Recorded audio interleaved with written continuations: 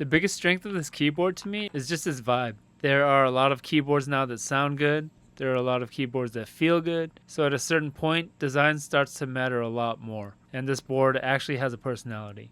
The retro colorway, the rounded shape, the side mounted knob, even the layout of the info on the screen is unique compared to other screens I've seen on keyboards these days. What it all adds up to is this kind of playful desktop aesthetic. To me, it's more like a productivity keyboard and desktop piece that happens to perform well in gaming as well. The screen is a little gimmicky like it is on any keyboard, but I mean that in a good way. You don't really need it, but it does make the board feel a little more fun and cool. The thing that stood out to me about it right off the bat is just the weight. It is a brick. It looked plastic when I opened it, and the entire shell is plastic, but there's an aluminum plate inserted into that plastic frame. So it's got this really planted feel, and when you type on it, that feedback feels so much different when you've got that weight planting the board. Just feels really premium. Typing feel is where a keyboard like this actually has to prove itself, because at this point, cheap mechanical keyboards have gotten really good. Just having mechanical switches or even magnetic switches,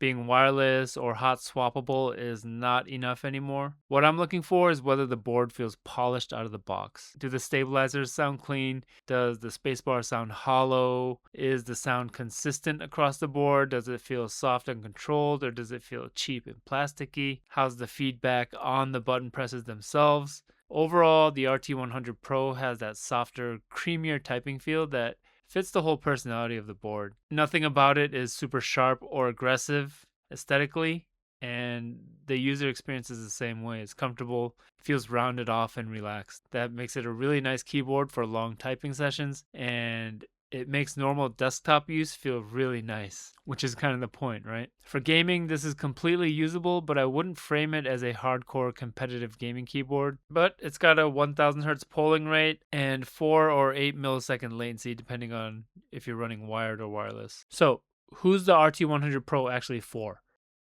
I think it makes the most sense for someone who wants a keyboard that looks good, sounds good, feels good, and works for basically everything. Work, gaming, editing, school, general desktop use, all that. It's for someone who still wants a numpad, wants a cleaner footprint than a normal full-size keyboard, and cares about how their desk setup looks. If you only care about raw gaming performance, there are going to be better options out there, but if you care about the whole experience, this keyboard makes a lot more sense.